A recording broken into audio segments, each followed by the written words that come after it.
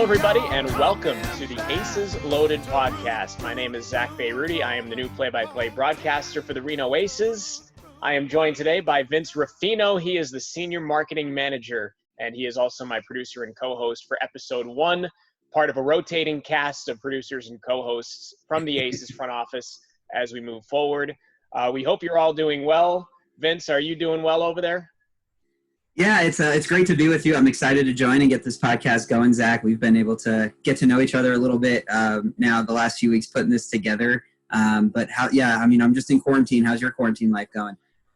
It's going well, man. So I'm coming to you guys from Northern California, and it looks like you're in some kind of Aces bunker in presumably Northern Nevada. Is that where you are? I am in northwest Reno is where I've taken up the residence here. I moved here. This is my third year living in Reno. But I lived in South Reno the first year, and my last 2 years here I've been in Northwest. I would have been living in Reno for about a week now had this thing not happened. But so it is, and so here we are. And we hope you're all doing well, staying safe. And what this is, and we hope it'll be, this space is an opportunity to bring the Aces to you, for us to bring the Aces to you, so you can get to know us better. And you'll find that the Aces are not going away through this COVID crisis. So they're very much going to be here through, interactive things like this, through being a part of the community. And we're going to talk with Edelstein, the president of the Aces, later on in the show. But this is also an opportunity for us to serve as a community platform for everybody in Northern Nevada. We want to keep you guys informed and up to date with information. We'll let you hear from community leaders. And if you're wondering about baseball, heck yes, we're going to have a lot of baseball. We're going to talk a ton of baseball. We're going to bring you baseball guests as well. Hopefully some Aces players, maybe some coaches, depending on who might be available on a week-to-week basis. But that's the vision for this space, for the Aces Loaded podcast. And we can do a lot of things from quarantine, man. So this is what I have discovered. This is my big discovery over this period, is that you can accomplish quite a bit just sitting in your house. And I don't know about you, Vince, but I think this is going to change things moving forward for a lot of businesses and how they operate. Oh, for sure. And, in all honesty, we at the Aces have been kind of moving towards something a little bit, or being prepared a little bit more than other minor league teams. Last year we tried out a flexible schedule workday where it was all about efficiency and based on results. And so, not being set to office hours for 8 hours a day. Can you get your work done in 5 if you're efficient with those times? With that came us trying to get all employees laptops, which we were crazy fortunate just a few weeks back that everyone got set up with a laptop just as we were heading off into quarantine. It just so happened that way that we all have that. So the ability now for everyone to work from home, there's systems like Slack and Microsoft Teams where sports organizations are able to host meetings just like you're in the office, where everyone's there on a video conference, have one-to-one conversations, message each other, whatever the case may be. So we're not in the office, but we could still be really efficient and useful in our time and how we're doing it. It's just a little bit different. Everyone's kind of adjusting to, not being in the office at the same time and having those conversations that would normally be happening face to face. Yeah, it's amazing. You and I, along with a lot of other people in the office, talk on a daily basis, and you tell me that you are as busy as ever, which might surprise some people. Like, baseball goes away, and here we are, supposed to be opening week. You were supposed to be ridiculously busy this week, and despite the fact that baseball has gone away for the time being, that hasn't changed, right? Like you're still really busy over there. What are you doing? We're still cranking things out. So we have this podcast that obviously we wanted to get off the ground with you, Zach, and get rolling. But for us, it was launching the BLC, which I think we'll talk a little bit more about. You'll hear Eric later in the episode talk about. That's been a big project of ours. And for us, we're using this time as research and development. So what can we invest more time in so that when we do come back to baseball, we're more prepared and we're more ready to engage with our fans. I'm kind of repping the Pacers right now. They're our parent organization. I've been working with them a lot on some new technologies we've been trying to develop. Shout out to them for all the help. But it's things like this podcast, those research and development projects that are getting further down the road that normally if we're preparing for baseball right now, there's no way we can be getting into those kind of conversations and having the depth that we have. So That's kind of the trick for us is we had to switch quickly over from worrying about getting our fans out and knowing about the season that was upcoming to really more about being a focal point for the community and trying to get the message out there from the local healthcare workers and how we can help raise money and just try to be as much for this community as possible. But with that comes a lot of changes that we have to make behind the scenes in terms of how we're handling these new projects and then how we can go and best execute all the great ideas that we have and that partners bring to us. I want to get into like how the events unfolded for, and you and I can talk about our experiences with like when this became real for everybody. I'll let you go first, and then I'll piggyback on you. But when did this become real for you, and when did you kind of first realize that we might not have baseball in April for the first time since the 1800s? I think that crazy night that everyone kind of references, the night where the NBA really kind of shut things down and kind of became the start for the country. I think that's the first time that it became a reality for me too, that we're probably not going to be able to start on time and probably starting in April is unrealistic. It's not going to be a 2-week shutdown and then we're back up to business. And so that's kind of when that first pit hit my stomach, as I'm sure a lot of sports fans and, anyone kind of had those emotions on that night. So for me, that's when it kind of hit. The next few days were kind of crazy with all the news coming out. I know that we were in the office. I think that was on a Thursday. So on a Friday, we were back in the office, or it might've been on a Friday. And then we had the weekend and we came back on Monday, and that feeling walking into the stadium was different from any time before, just because other sports leagues had been shut down, and it almost felt like it wasn't appropriate for us to be there. It just was odd. And a few hours in was when, the government in Nevada started shutting down all of non-essential businesses and stuff. And we ended up kind of gathering our things and heading off into seclusion where we've been here for the last few months. So I would say those few days and then the week, after that of just what fell out from all of those changes and having to adjust on the fly was really that was a tough week. Yeah, no doubt, man. I was at I'm also the play-by-play broadcaster for the Pacific Tigers men's basketball team in the West Coast Conference. I know people in Northern Nevada very familiar. They're a rival of UNR, a non-conference rival, former Big West rivals when they were both in that league. But I was in Vegas, and like to think back to where I was the week before, I mean, literally the day before the NBA went down. Like I think the NBA stopped playing on that Wednesday, March, I want to say like the 11th or something like that. I'm looking at my calendar right now. It was the 11th. And I had gotten back from Vegas that morning, and then the NBA shuts down that night. And that's when it really became very real. And to think back, like how normal everything seemed in Vegas, like little did I know I was probably in a cesspool for that week of like people still being crammed together, still at the tables, still going to the basketball tournaments. But that's, I think, when it became very real for me. And it was just a stark contrast to where I had just been in Vegas. And all of a sudden they're saying, you're probably not going to have baseball in the month of April. It was a tough pill to swallow, dude. Like it was really tough. I think why it hit home, maybe a little later than others. I know some people were on this a little bit sooner, but for me was that denial factor. I'm not gonna, sugarcoat it. As a diehard baseball fan, I think I was in a little bit of a denial too early on, just kind of thinking, okay, hey, it's a 2-week hiatus and we'll get back. And again, it's that line you play in your head of trying to be optimistic while also realistic at the same time, and not trying to convince yourself of something otherwise just because you might not like the results. So it was tough, and like we talked about, it's hard. And I think a lot of sports fans are still kind of adjusting. And I think now we've kind of found a new quote unquote normal, but it's not going to last forever.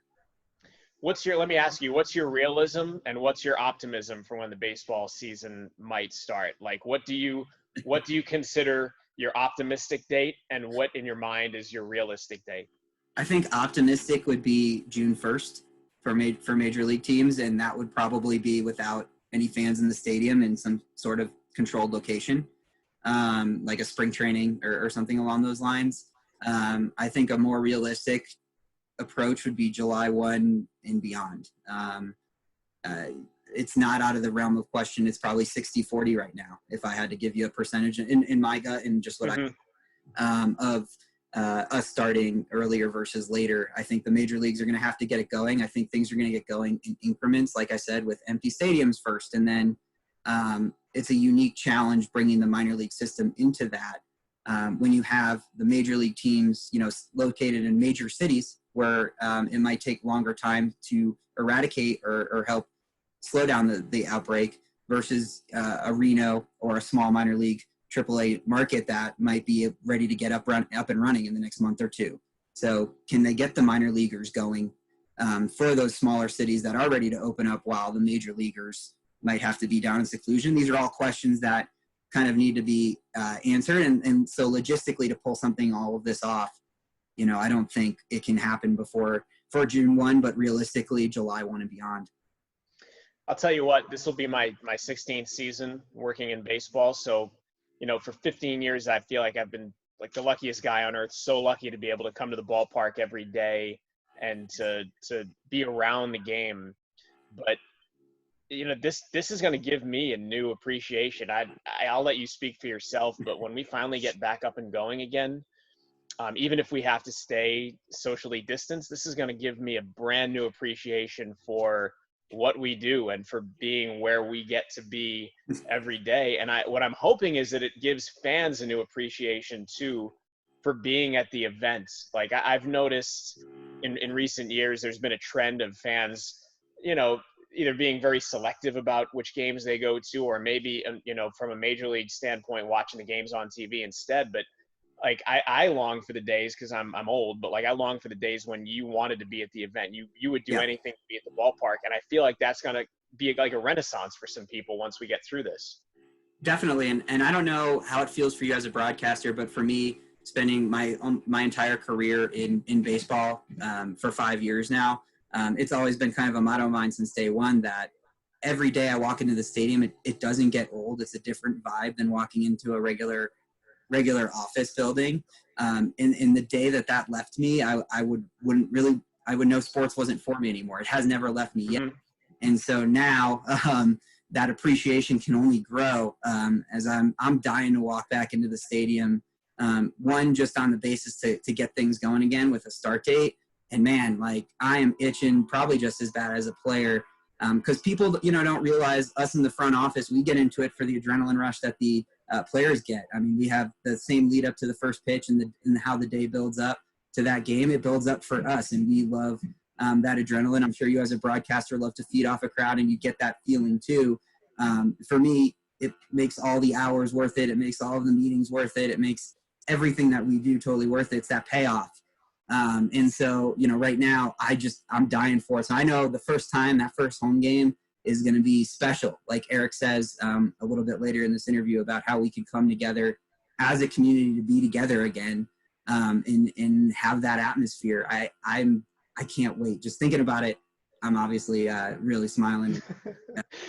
You're making me thirst right now for first pitch. And like you talk about the energy of the crowd, and I think that's spot on. And yeah, I'll affirm that, as a broadcaster for baseball or for basketball, you feed off of a special environment. And I can only imagine how special the environment's going to be that first game back. If we can have fans, I'm talking about the first game back with fans, like when what I'm presuming we're going to do is honor all the medical personnel, first responders, like that'll be a thing across the country. But that's going to be a moment. That's really going to be a moment for the people that brought us through this, and to be able to, at some point, hopefully, and be a part of it. I'm dying for it. Yeah, especially after all these months of isolation for all of us, I think for a moment for when we all can come together and celebrate just being together again around a sporting event and cheering it on and feeling just, we're social creatures. So we're all kind of craving that right now. These months are only going to make it pent up. I would hope would make it pent up just like it has for us. And so that when we do get back, it's going to be unbelievable. So we've got to do everything that we can to, one, get there as soon as possible. And then for us on the Aces side, be ready and have you guys know everything that's going on, have open lines of communication through these podcasts and our website and everything that we can do to be ready for that day so that we can celebrate together. you did tease that Eric Edelstein will be on. He'll be on later in the show. We're going to talk with Jocelyn Landtrip in our next segment. She is with the Food Bank of Northern Nevada, a couple of events going on at Greater Nevada Field, and she'll educate you on what you can do to help out the food bank, which still has need at this time. And I know it's hard to be hands-on with your assistants, but she's going to walk us through great ways that you can help them as well. Before we get to that, I want to talk about what dropped yesterday, which kind of has something to do with the lid you have on. It's a pretty sweet lid, and it is the new alternate branding for the Aces, which I'm a huge fan of. It was a great rollout video that you guys produced. The biggest little city. What was that like for you to go through from step one to the unveiling, which was yesterday? Man, it was a long process. Eric kind of touches on it. Starting 2 years ago, that was with him. My involvement started about last August when Emily took the project by the horns. She designed kind of starting the logo, designing the hat, and came back to the marketing team, the creative team for our ideas. It gets complex when you're designing these kinds of things, even with New Era. Things that I appreciate more, like what's a raised thread and what's not a raised thread on a fitted hat.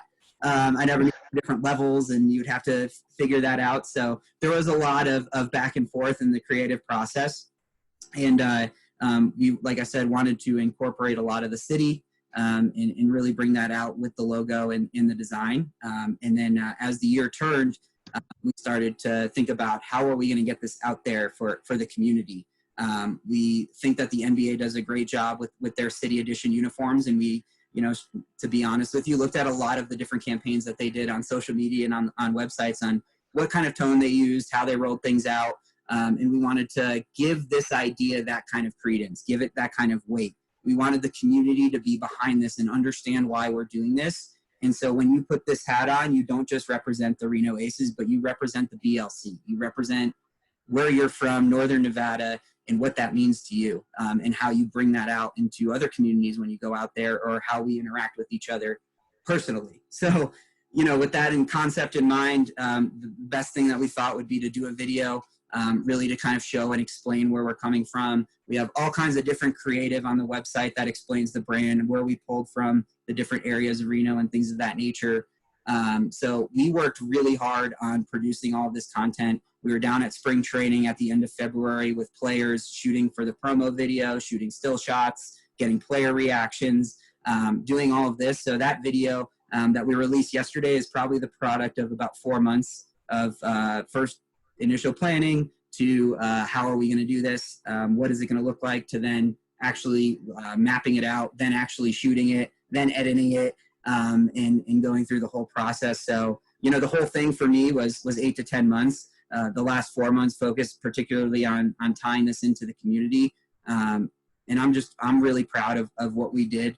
And I hope everyone else embraces it as much as we have. All of our local partners were great to get this up and running.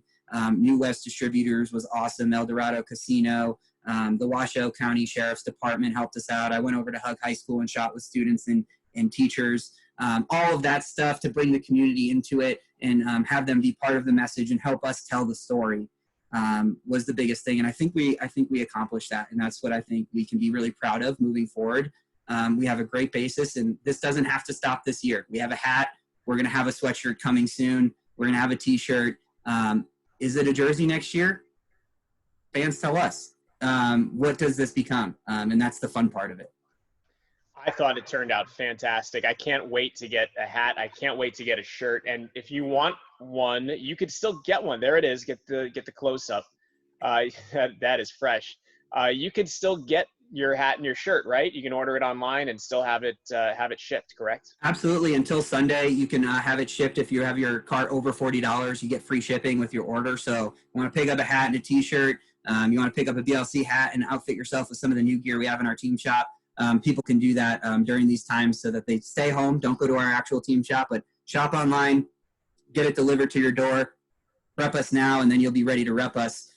We still intend to wear these whenever our next opening day is. So we're going to be wearing these on the field throughout the season. So rep us in the stands and rep us throughout the city.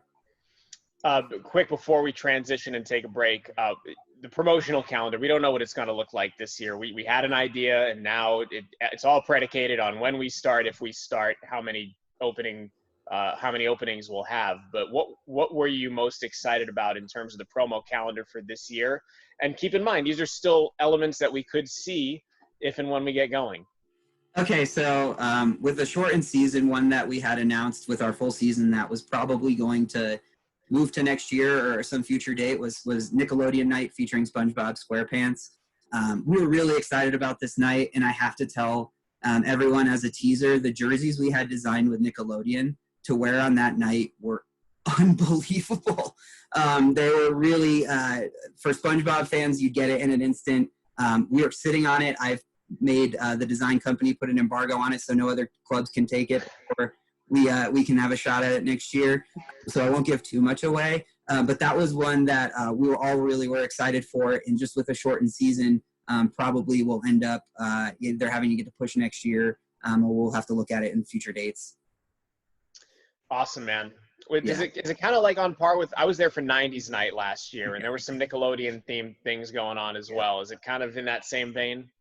It would have been a little bit more focused on SpongeBob. There was going to be a movie coming out in May that we were going to be incorporating, and then with the jerseys, and we were going to do a lot of clips. A little less on 90s Night. SpongeBob was at 90s Night, but we were going to have a character there, have in-game elements, trivia, all kinds of fun stuff to have at the stadium. So good stuff for our back pocket moving forward. Not to say that it's 100% out for this year, but looking like that. But we will still have great promotions this year whenever the schedule comes out. Eric talks about that kind of calendar process. But again, we're going to have great promotions, and we'll try to keep as many of the staples that people really look forward to on the calendar. And of course, for any questions you might have regarding the promotions or, the news of what's to come, renoaces.com, it's not going anywhere. You can go to the website, and you could probably still explore a lot of the things that were planned for this season. So renoaces.com, that's where to go to check out the promos, to get the BLC gear, and also to get content like this. We're going to be producing content like this. By the way, shout out to you guys, whoever produced the Take Me Out to the Ball Game with the crack of the bat the other day on Twitter. Was that you? That was not me. That was Chase, a member of our creative team, Chase and Blake. We have an incredible team that I thought that was really creative. That was something that I get little treats, believe it or not, where I don't find out about these things sometimes until I discover them or they come out on social. So I really enjoyed that too. They do a great job of thinking of new ideas and challenging themselves of what they can do during these times. So shout out to our creative team, AJ Grimm, our social media manager, for getting that up and out. Like I said, unbelievably talented team, as you can see from our BLC release and everything that we're doing. So we're going to try to bring you guys and keep everybody entertained. At Aces on Twitter. That is a must follow. Vince and I will be back to close out the podcast here in a little bit. We're going to take a short break. We'll come back and we'll have Jocelyn Landtrip. She is from the Food Bank of Northern Nevada, and she'll talk about ways you can help get involved and help assist in their needs in this crazy COVID time. So more Aces Loaded podcasts after this. Looking for more content? Check out renoaces.com, where you can sign up for our newsletter, read player, coaches, and organizational stories, shop our online store, and more. Now back to the Aces Loaded podcast. We continue on the Aces Loaded podcast, and we're pleased to be joined by Jocelyn Landtrip of the Food Bank of Northern Nevada. Jocelyn, I know this is a busy time for you. Thanks for making time for us, and we're happy to have you here to talk about what's going on with the food bank. So thanks for coming on with us. Thank you for having me on. It is our pleasure. We want to talk about a couple of things, and we want to start first with the Mobile Harvest Program, which we're partnering with you guys. The Aces are partnering with you guys. There's already been one event on the 7th of this month, but the next event at Greater Nevada Field is on the 17th from 9 to 1. Can you tell us a little bit about the Mobile Harvest Program and what's going to be going on during that event?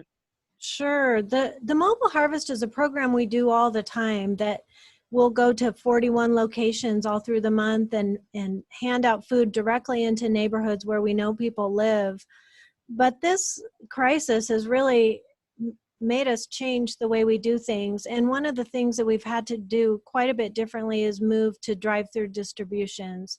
So we're looking at longer distributions and looking for locations where we have really great partners that will help us let us use their space, because we need to spread out a little bit and we need to have a significant amount of time to distribute that food, because we're seeing a lot more families coming through our lines right now. And so that's what it's all about right now. And how it's working is families are coming to the location. Some of them we're asking that people try to register online beforehand, and that's really so we know how many people are showing up.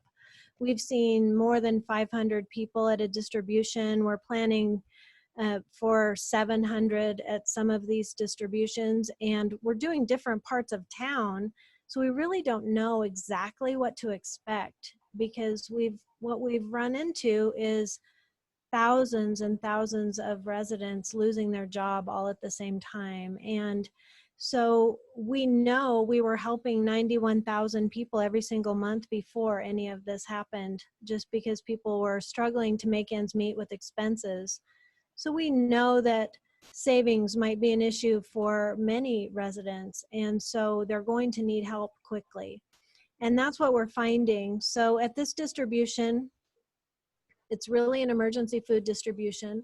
Mobile harvest has generally been about fresh produce. Mm-hmm. And unfortunately, it's changed a little bit. We are distributing fresh produce at each of these distributions, but it's also going to be emergency boxes of food. And those will be more shelf-stable items that we'll be putting right into cars. We will be serving walk-up clients. We know that not everybody who needs help has a car, so we absolutely will be serving people who do not have vehicles in a walk-up, kind of a more traditional fashion, but they will really need to keep 6 feet between each other. That's been really tough at distribution, so we want to make sure that people know that we are really requiring that they do that. I want to get into the logistical hardships of what you guys are dealing with here in just a few, but I want to talk first about kind of how hard your coffers have been hit. I know you guys probably have food that had been ready to go for a while, but because of this crisis, how taxed have you guys been in terms of the supply? Really, the supply, we're concerned about the future, to be honest. We had a pretty good base of food in this warehouse to begin with, and the struggle has been the last couple of weeks getting the emergency food boxes built. So that's something, we're really leaning on volunteers that don't necessarily feel like leaving their houses right now, understandably. So we're trying to make that a safe experience in getting those boxes built. We have the food right now that we need, but we're really concerned about the longer term. We have ordered more food already to build more of these boxes, and there are some issues with the supply chain, understandably, because we're seeing that people are buying everything in the store. Of course, there's issues with the supply chain. So we may be waiting 2 to 3 weeks for food that we used to wait a week for. So we're a little worried about if this goes on for a long time, how we're going to keep up with that demand. Are you worried about the sanitation of the food coming to you? I know you deal a lot with non-perishables, but I know when people have come back from the store, they've been encouraged to sanitize whatever they bring back and that type of thing. Are you concerned with that at all? And if so, what can people do to make your lives easier when they donate food? We are concerned with that, and unfortunately, we have had to stop food drives for that very Wow. reason. And I mean, that's something in the 11 years I've been here, we've never even thought about stopping food drives. But if you think about it, you take a barrel to a business and then everybody touches that food, and businesses are not open to regular traffic, and all kinds of things that make food drives so wonderful are not great right now. So we are asking that people, if they want to donate money, and we're going out and buying that food. So that's obviously one way we're trying to keep the food supply safe. The other way is with our volunteers. We've everybody's wearing gloves all the time to distribute food, to pack food, even cans of food. We didn't used to make people who were packing cans wear gloves, but they need to now, and they're washing their hands several times during a session. Volunteers handing out food are wearing gloves, and so we're just doing what we can to keep that food as safe as possible. I want to kind of reiterate a point that you made. If people want to get involved and donate, you'd rather them donate money and not food at this time. Right. We really, we don't also have the logistics available to be distributing barrels and picking them up right now. There's just too much focus on getting the food out to the families who need it. So if the easiest way to donate is online, you don't have to leave your house. FBNN.org. Every dollar helps us provide 3 meals. It's very efficient. We can source fresh produce with that and also get enough food to make these boxes we need so much. Jocelyn, how are you guys as an organization maintaining functionality through this COVID crisis? Because I think that's a challenge for a lot of people is trying to figure out how to operate kind of the same way you operate, but in a totally different environment. How are you guys maintaining that functionality within the food bank? I think our organization, just like any other essential business that is still working, it is really difficult because you want to keep your employees safe. So we are doing a constant audit of, can you do that at home? And getting as many people at home as possible, but we're distributing food and that can't be at home. And then, we're seeing such need that some of us who would normally be kind of tethered to the office are really out there in the field a little bit more, helping with volunteers and helping hand out food. So it's a little stressful for a lot of our employees, but we all know how important it is, so that keeps us going. Can people still volunteer? And if so, what is the protocol for people to be able to volunteer? Obviously, I would imagine they'd have to, in some manner, have been tested, right? Well, we're not testing volunteers. We are asking that volunteers that are 65 and older stay home. We have a lot of seniors that help us all the time. So that's been really difficult to say, we don't really want you to help right now for your own safety. Sure. But we are having a real difficult time with social distance and volunteers in our warehouse. To really get enough of these emergency boxes built, there isn't enough room to do that safely. So the convention center, the Reno Sparks Convention Center, has allowed us to use an empty room, and we have pop-up sessions there all week where volunteers can go in and help us build those boxes and stand really far apart. So we're asking them to do that. Definitely gloves are vital. We're also asking volunteers to help us hand out food. And so that's, you're in the public then. Sometimes you're just helping us direct traffic to sites like the one at your place. And sometimes you're putting food into cars. And so it depends on that volunteer's comfort level. But really we're trying to be as tough as possible to keep them standing at least 6 feet apart, which is really tough with social beings.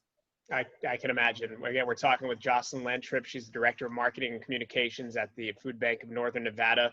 Let's kind of round the corner here. How can people who are in need of food and supplies connect with the food bank?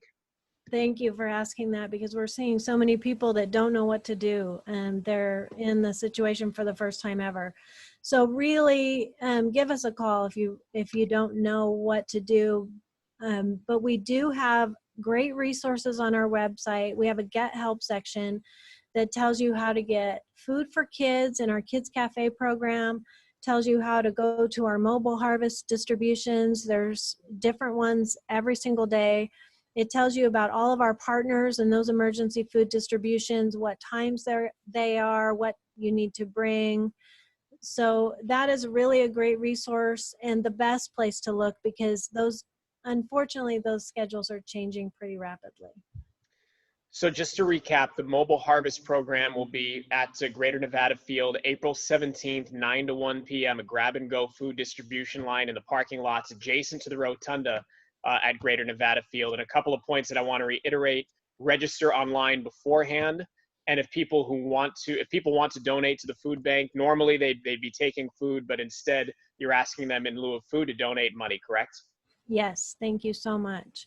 That those are all great points. You know, everybody is looking at this from a different lens, and a lot of our supporters are in need of our help right now, and so we're here for them. Obviously, the Aces are going to do everything that we can to help you, Jocelyn. Is there any other resource you want to throw out there before we let you go, where people can go and get connected with you guys in any way? I would just say, you know, pay attention to our social media. We're asking for help there all the time. And look at our website for the updated lists. And thank you so much for letting us do the distribution at the field, because, you know, without that, we were really having trouble with a downtown location, and we really appreciate it. It is our honor and our pleasure, and we wish you the best. And if we could do anything more for you, please let us know, okay? Thank you so much. You got it. Jocelyn Landtrip, the Director of Marketing and Communications at the Food Bank of Northern Nevada. You can visit their website, fbnn.org. Jocelyn, a pleasure to have you on. Thank you so much. The Reno Aces. Just a baseball team, some may say. But we are more than that. We are the waters of the Truckee, flowing, pumping through the heart of our city. We stand atop the mountains that circle this meadow, hiking, climbing, reaching higher and higher. Just look up. Under blue Nevada skies, we breathe the crisp Washoe wind. In the valley, our trees tremble. Falling leaves mark the season's end. We are students on the hill, dedicated teachers, first responders, leaders. We work, we love, we pray. In this neon Babylon, we build our little city. We think big, we make art. We are colorful and diverse, like Nevada sunsets in July. We are concerts in the park, springtime sounds of little leaguers and bluebirds. In the summer, a classic rumbles under the arch. Our community is small, but our vision, pride, and ambition is big. We are the biggest little city. We are your hometown team. We are the Reno Aces. Welcome back to the Aces Loaded podcast. Our thanks to Jocelyn Landtrip of the Food Bank of Northern Nevada. And we are joined now by Eric Edelstein, the president of the Reno Aces. First of all, Eric, nice to talk with you. I think we're 1 for 3 and actually talking in person. Our other 2 meetings have been via video chats. So I was hoping by this point we'd have a little better batting average, but nonetheless, it's nice to see you. Absolutely. I think it's great. I don't know that I'm ever going to talk to you in person. I just think this is the way we should do it, just through a screen. Well, for the foreseeable future, I guess this is what we're dealt with. So we'll plan on doing it this way. First of all, how are you and your family doing through this whole thing? Obviously unprecedented what we're going through here. You know, I would say like everything, so much of this world is what you make of it. And it's been undeniably miserable that we don't get to do what we do on a daily basis. But everyone first of all, knock on wood, everyone's very healthy all throughout my family. We're also very much spread around the country. And the last 2 Sundays, we've had family board game nights through Zoom, which we didn't need to wait for a pandemic to do that. But it's created some togetherness that is even better than what it was before all of this. So yeah, some good with the bad. It's amazing. Like when I walk my dogs around the neighborhood, I see people out walking and riding bikes with their families. And it's so ironic that it took a pandemic to get people to do what had been done for years and years, when people were walking together around the neighborhood and just being with each other and not being so tethered to something outside of their families.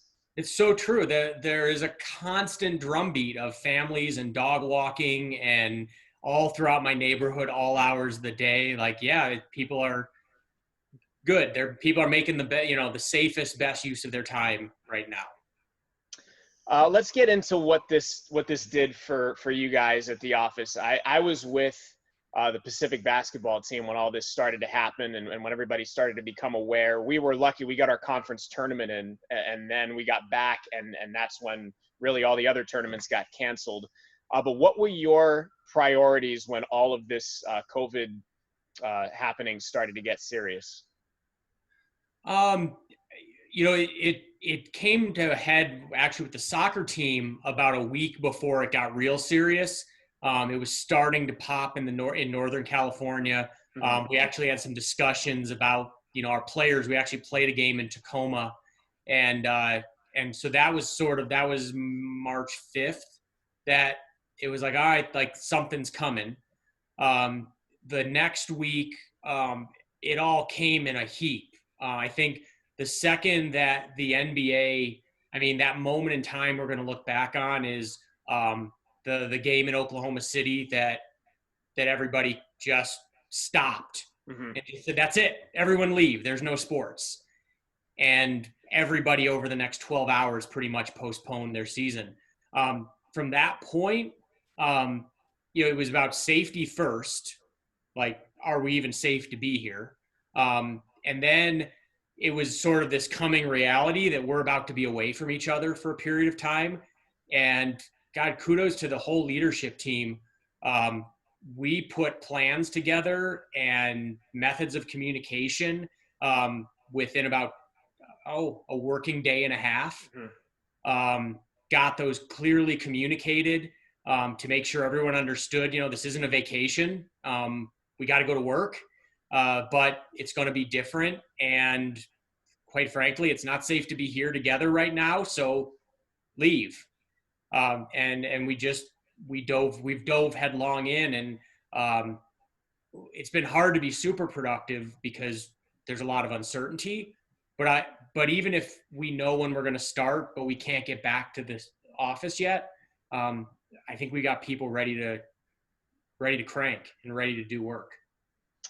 Obviously, the health and safety of everybody is first and foremost, but then you have the business element to this too. Can you educate everybody on minor league baseball as a small business? Because I don't think a lot of people think about a baseball team when they think about, small businesses and how they're affected. But operationally, that essentially is what it is. Can you educate us on how to try and guide a small business through this process? Sure. So, like any small business, there's revenues and there's expenses, and people pay us for our services, whether that be tickets, sponsorships, at the event, buying food and beverage, merchandise. So we take in revenue for those services that we offer, and we have expenses in order to offer those services. Most importantly, people. And so really, quite literally overnight, our people had no revenue to earn. Just like a spigot, the water just turned off. And that's kind of the main thing we do. We administer the teams, we take care of the field and the stadium, but the most critical work we do is making sure people know when we play and that they should be excited to come see us play.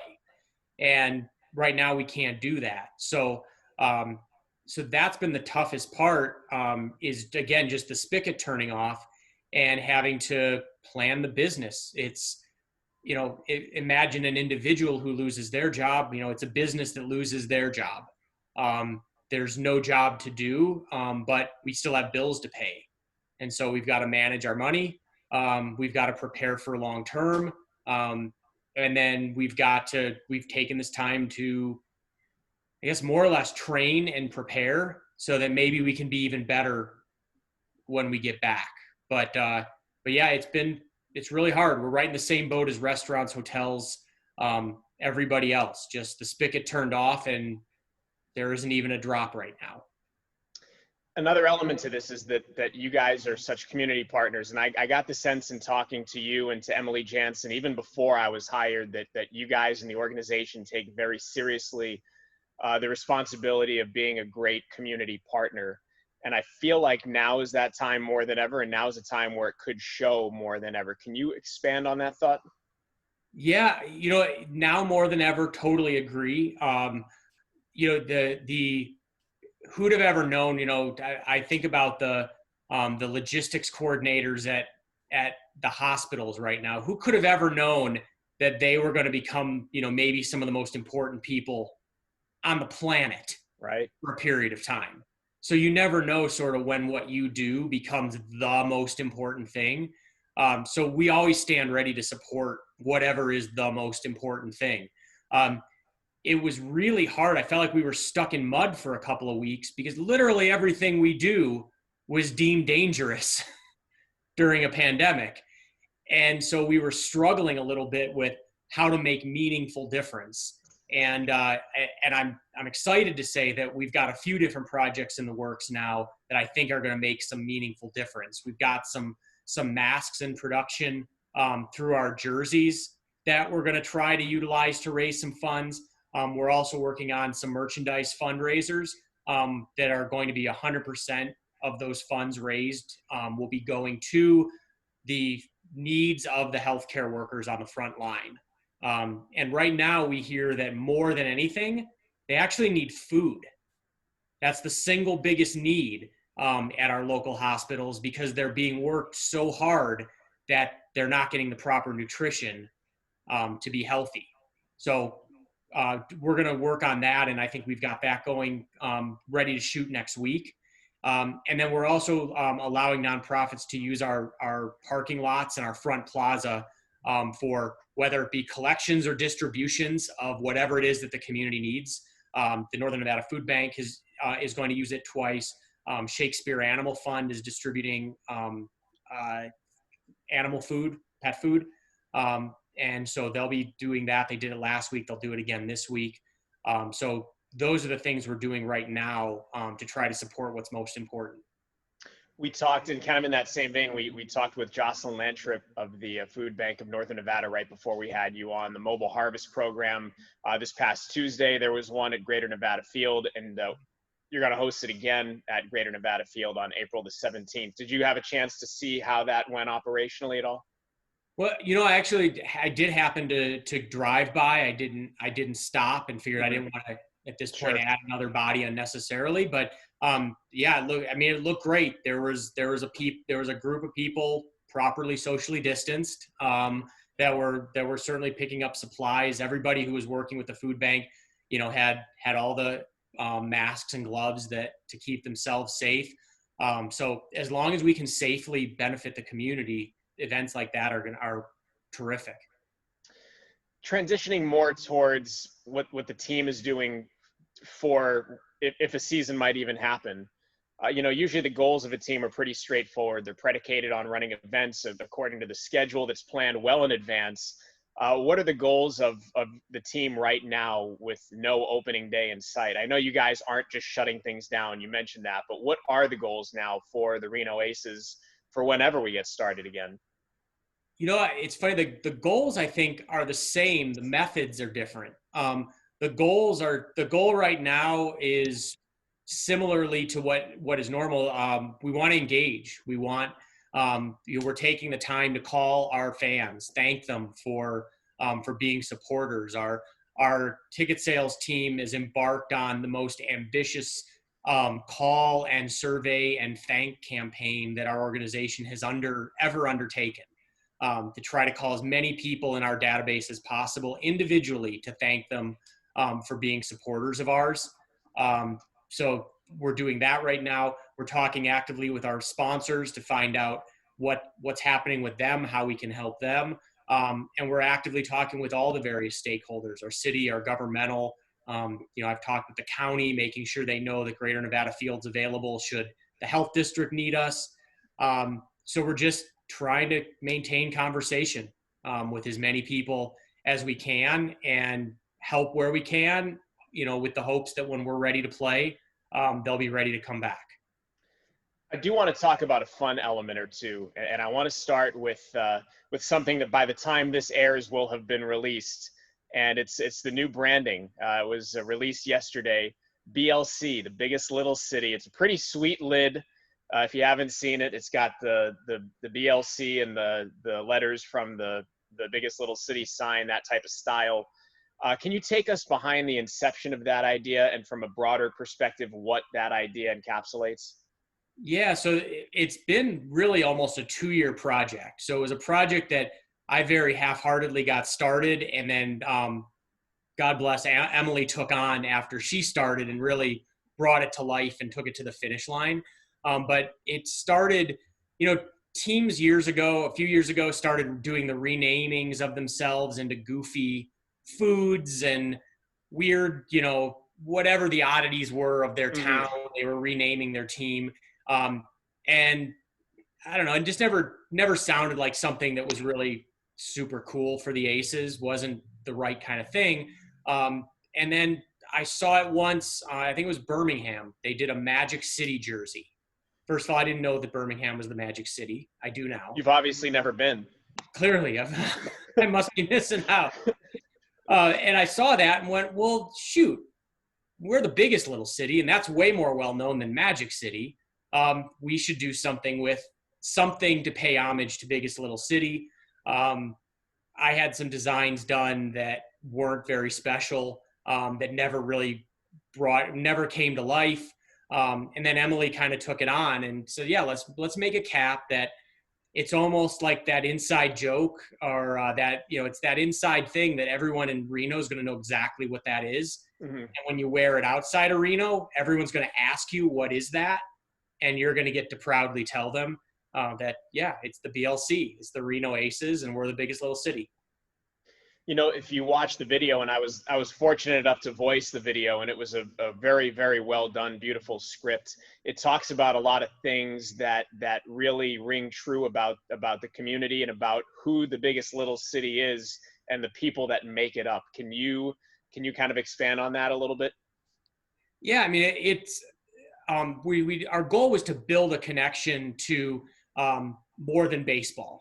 So yeah, it's a baseball cap and the Reno Aces are going to wear it, but it was more about building something that the city of Reno, that all of Northern Nevada could be really proud of. And, the arch is that sort of, I think, all encompassing, point in the city that pulls it all together.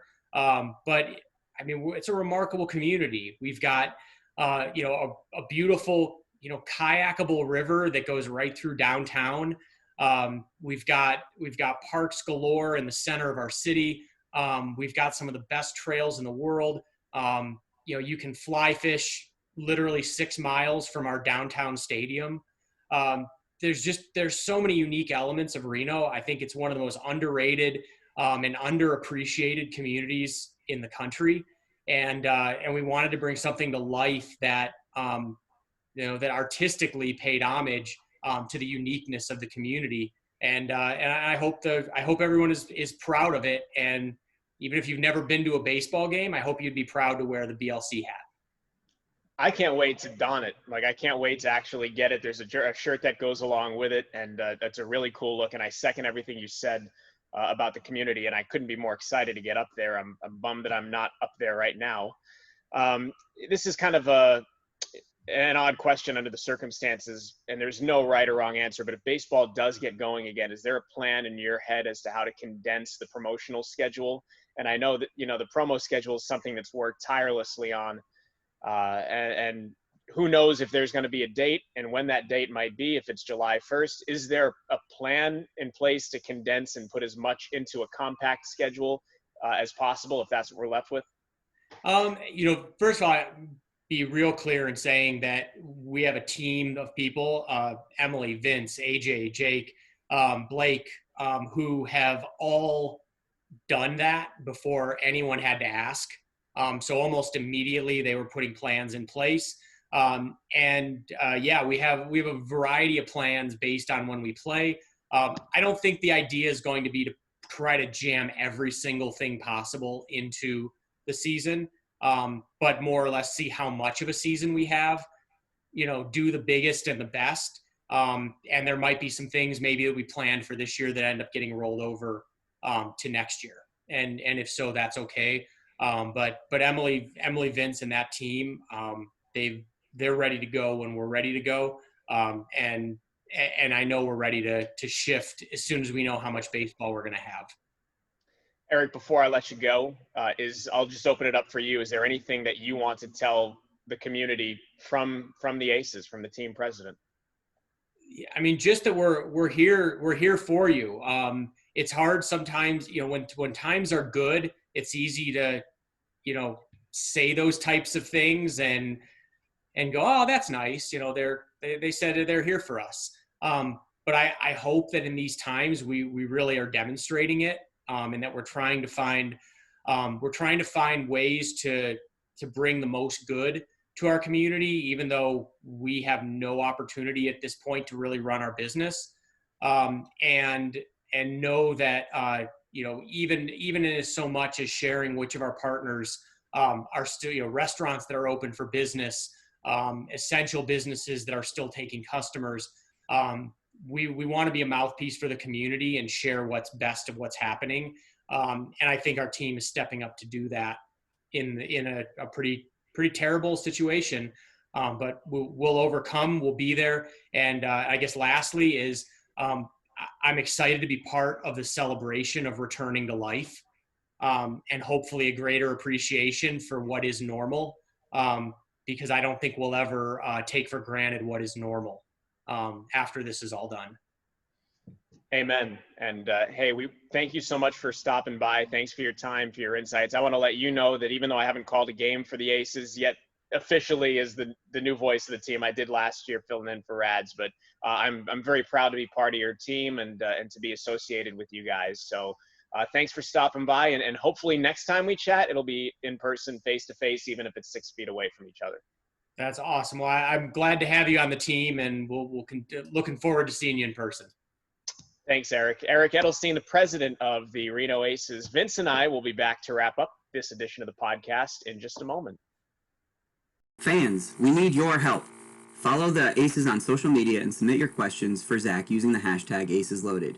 You could hear your question answered on the next show. Thanks for listening.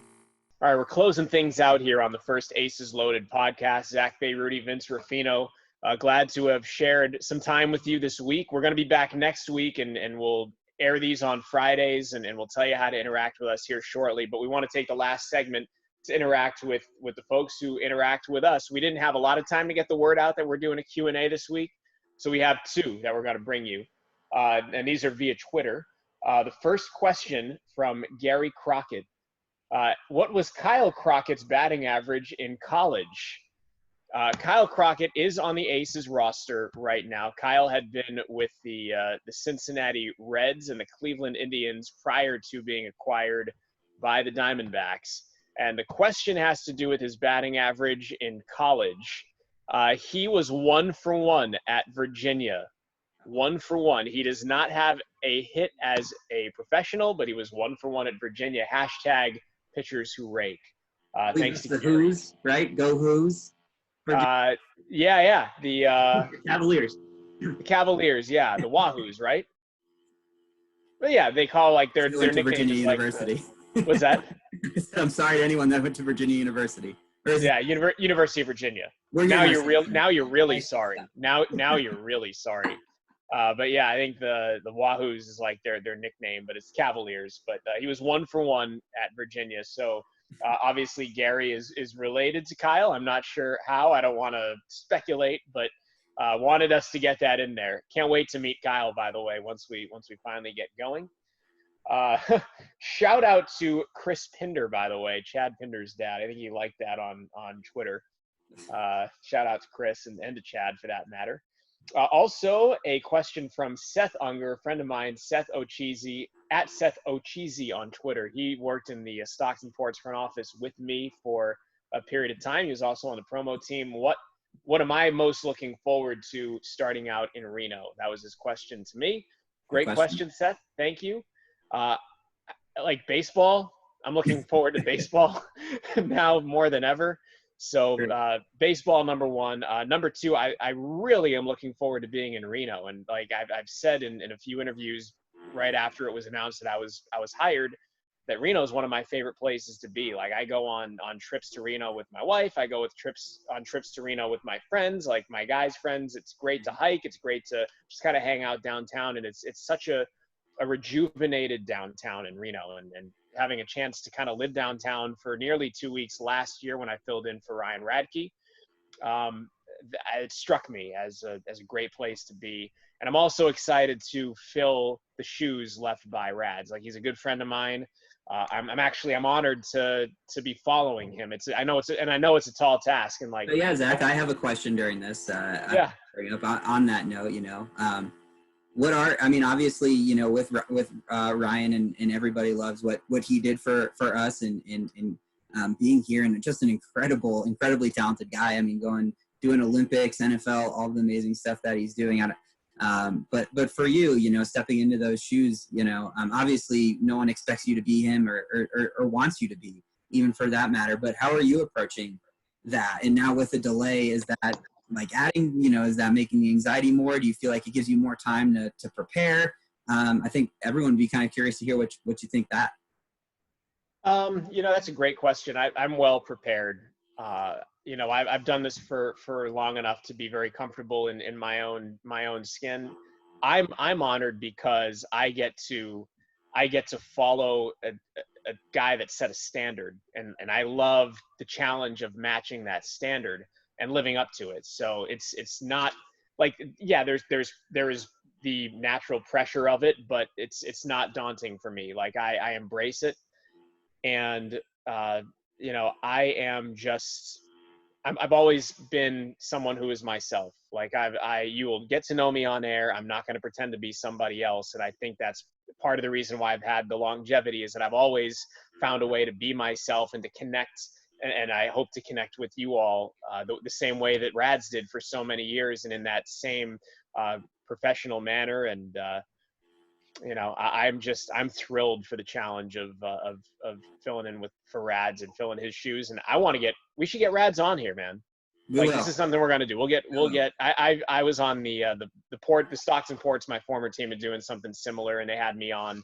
So I definitely want to have Rads on, and I think that would be fun. I want to go down memory lane, and I want him to be able to teach me about some Reno Aces history. Yeah. I mean, he's seen so many baseball games over the years in the PCL, including ours. His knowledge and memory, too, of a lot of the things is just incredible. So to pick his brain, we'll absolutely have him on the podcast at some point. We were going to do some celebratory things with him this year. We'll still do that, so not to give too much away. But, we're forever grateful for that. But, man, we can't wait to get to know you. I've been really enjoying the last few weeks working together and now moving forward. And we can't wait to hear your calls and get that going, just kind of speaking from our angle. So, welcome from all the ace ball community. We're super excited. We can't wait to get you calling home runs and getting the excitement back at Greater Nevada Field soon.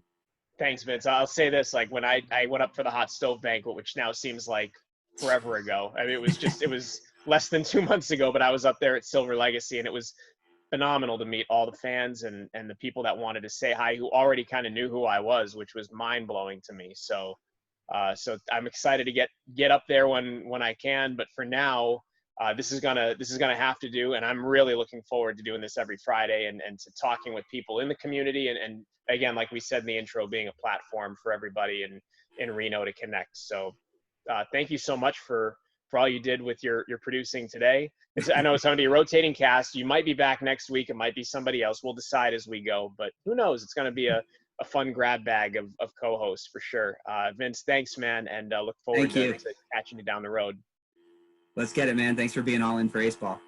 I am all in for Ace Ball. You can follow us on Twitter at Aces and RenoAces.com to order your BLC gear, which Vince has modeled very nicely throughout the course of this podcast. So until then, thank you for tuning into the Aces Loaded podcast. We will see you next Friday.